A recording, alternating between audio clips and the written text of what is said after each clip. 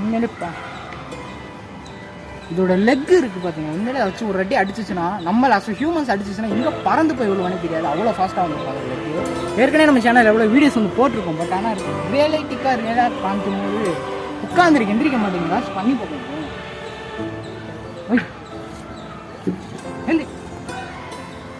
இங்க பாருங்க